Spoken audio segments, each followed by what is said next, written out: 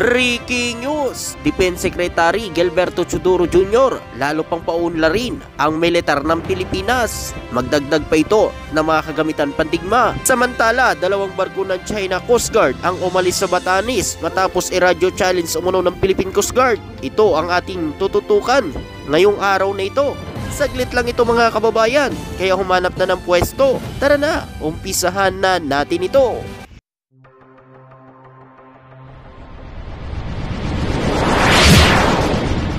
Trupang Ilonggo, please subscribe and like and share.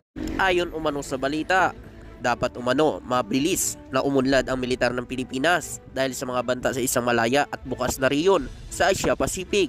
Sinabi umano ni Defense Secretary Gilberto Teodoro Jr. pagkatapos ng taunang pagsasanay kasama umano ang Estados Unidos at iba pang mga bansa. At ayon pa dito, ang taunang balikatan na may mga larong pandigma na kinasasangkutan umano na humigit kumulang 11,000 Amerikano at 5,000 umano na Pilipino at 100 na kawal naman sa Australia ay nagsimula noong Abril 22 at nagkokonsentra sa hilagang kanluran bahagi ng bansa sa Archipelago malapit umano sa potensyal na plus point ng South China Sea at sa Taiwan. Ayon pa nga umano sa nakalat nating impormasyon, ayon kay Gilberto Teodoro Jr., isinusulong niya ang mga sumusunod na reforma para sa pagtatanggol umano ng Pilipinas. Una dito ang modernisasyon ng sandatahang lakas. Layunin nito ni Teodoro na palakasin umano ang modernisasyon, ang kagamitan at kahandaan ng sandatahang lakas ng Pilipinas. Ito ay upang maging handa at epektibo sa pagharap umano ng mga modernong hamon sa seguridad at depensa. At ayon pa dito, sinisikap din umano ni Teodoro na palakasin umano ang kakayahan ng mga kawani sa tanggulang pambansa tulad umano ng mga sundalo at pulis sa pamamagitan umano ng pagbibigay ng sapat na pagsasanay, kagamitan at benepisyo. Layunin nito na mapanatiling mataas ang moral at profesionalismo ng mga kawani at pagtatanggol ng bansa. Ayon pa kay Teodoro, ang mga hakbang upang palakasin ang kooperasyon at ugnayan ng Pilipinas sa mga kalyadong bansa at mga internasyonal na organisasyon sa larangan umano ng seguridad at depensa. Layunin nito na mapalawak umano ang kapasidad ng Pilipinas sa pagharap umano sa mga hamon at seguridad sa riyon at pandaigdigang antas. Sinisikap din umano ni Defense Secretary Gilberto Teodoro Jr. na palakasin umano ang kakayahan ng mga kawani sa tanggulang pagbansa na tumugon umano sa mga sakuna, kalamidad, pati na rin sa mga humanitarian na pangangailangan umano ng mga mamamayang Pilipino. Layunin nito na maging handa at sandatahang lakas sa pagtulong sa mga apektadong komunidad sa panahon ng krisis. At ayon pa dito, layunin din umano ni Gilberto Teodoro Jr. sa pagsusulong ng mga modernisasyon at sandatahang lakas ng Pilipinas ay palakasin at mapahanda ang kagamitan at kahandaan ng militar sa mga modernong hamon sa seguridad at depensa. Ito'y upang matiyak ang sandatahang lakas ay may sapat umano na kakayahan at kahandaan para protektahan ng bansa sa mga mamamayan sa anumang uri ng banta. Layunin din umano ni Defense Secretary Gilberto Teodoro Jr. na mapalakas ang kakayahan ng sandatahang lakas na makapag-respondi at makapagsalag sa mga banta sa seguridad. Ito ay umano ay sa pamamagitan umano ng pagkakaroon ng mga modernong armas at kagamitan at kasanayan na kailangan upang maprotektahan ang ating bansa. At ayon pa dito, sa pamamagitan umano ng mga modernization na layunin ni Teodoro na mapalakas ang kakayahan ng sandatahang lakas na mapanatili ang kapayapaan at seguridad sa bansa.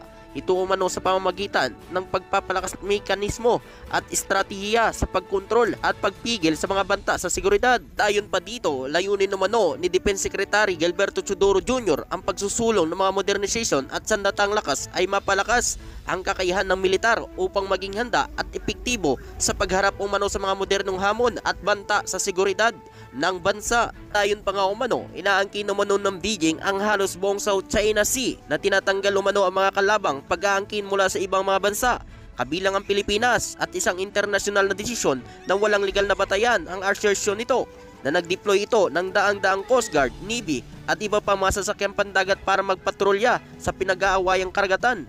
Pinasabog umano ng China Coast Guard ng China ang mga sasakyang pandagat ng Pilipinas gamit umano ng water cannon, Second Thomas Shoal at Scarborough Shoal sa pinag-aagawan ng dagat. Ngayong taon na nagdulot umano ng pinsala sa mga barko umano ng Pilipinas. Walang halaga umano ang masamang hangarin o dahil sa kakulangan ng isang mas mahusay na termino, masamang pagtatangka na isirain ang aming layunin para sa libre at bukas na Indo-Pacific. Yun pa nga umano sa commander ng US Marine, dapat din umano nitong bigyan ng post o sino mang kalaban na hindi naniniwala sa isang malaya at bukas na Pasipiko, na hindi naniniwala sa transparency, na hindi naghahangad umano ng may payapang resolusyon, ngunit naghahangad na gumamit ng puwersa upang ipataw ang kanilang kalooban sa ibang mga bansa na may kapangyarihan. Ayon pa nga umano sa nakalat nating impormasyon, nito lamang Biyernes, inakusahan umano ng Philippine National Secretary Advisor Eduardo Ano na embahada ng China na pulit-ulit umanong pagkilos na pagsali at pagpapakalat umano ng disinformation, maling impormasyon at maling impormasyon. Sinabi umano niya ng responsible para sa maling influence at interference operation na ito dapat ay alisin umano kaagad sa bansa. Tayo umano sa nakalat nating impormasyon, ito umano ay isa na naman umanong strategy ng China para sirain umano ang Pilipinas. Sa ngayon po mga kababayan, ninanais lang ng Pangulo na magkaisa tayong mga Pilipino dahil ang ginagawa ngayon ng China ay pinag-aaway-away ang mga Pilipino. Ayon umano kay Pangulong Ferdinand Marcos Jr., huwag agad maniniwala kung ano man daw umano ang inilabas umano na pahayag ng China dahil yan umano ay isa sa mga strategy ng China para sirain ang gobyerno ng Pilipinas. Kababayan, ano ang masasabi mo at makukomento mo dito at sa iba pang mga balita? Ayon umano sa balita, 2 barko umano ng China ang umalis sa karagatan o malapit sa Batanes kasunod umano ng radio challenge ng Philippine Coast Guard. Sa isang hindi pagkaraniwang hakbang na nakita umano isang maritime security expert bilang paraan para subukan ng Beijing. Ayon pa dito, noong Miyerkules, sinabi umano ng Philippine Coast Guard na habang alas 10 ng umaga noong Mayo 1, nakita umano ng BRP Melchor Aquino ang isang People Liberation Army Navy vessel ng China at 2 Chinese flag vessel sa paligid ng Ibayat, Batanes sa panahon umano ng pagsasagawa ng balikatan exercise. At ayon naman umano sa Philippine Coast Guard spokesperson Rear Admiral Armand Balilo na umalis umano ang 2 barko pagkatapos ng radio challenge umano ng Philippine Coast Guard habang sumunod din umano ang planned warship. At ayon pa nga umano sa isang maritime security expert na sinusubukan umano ng Beijing na i-provoke ang Maynila sa pamamagitan umano ng pag-deploy ng mga barkong pandigma nito sa Batanes. At ayon pa dito, ang barkong pandigma umano ng plan sa ating panloob sa karagatan ay sumusubok na subukan umano ang at pagsunod sa batas at kaayusan at seguridad sa dagat sa pamamagitan umano ng pagsisikap na pukawin tayo at alisin ang ating estratehikong pasensya. Nako mga kababayan, isa na naman itong strategy ng China para umano magparamdam dyan sa Batanes. Ayon umano sa nakalat nating impormasyon, nakaraan lamang meron po tayong balita na inaangkin umano ng China ang Batanes na kanila daw yan teritoryo.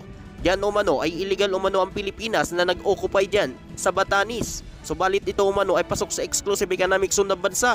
Bakit inaangkin umano ng China ang Batanes? At ayon pa dito, ang paghamon sa radyo ng Philippine Coast Guard ay nagpapalakas umano ng loob ng ating mga sibilyan na autoridad sa maritime na ipatupad umano ang kanilang mandato sa pagprotekta sa ating mga karapatan sa maritime. Kaya sa lahat nating mga kababayan, dapat lang nasamahan natin ng gobyerno ng Pilipinas na ipagtanggol ang ating mga karapatan dyan sa mga teritoryo umano na pilit inaangkin ng China ang ating mga teritoryo dyan sa West Philippine Sea.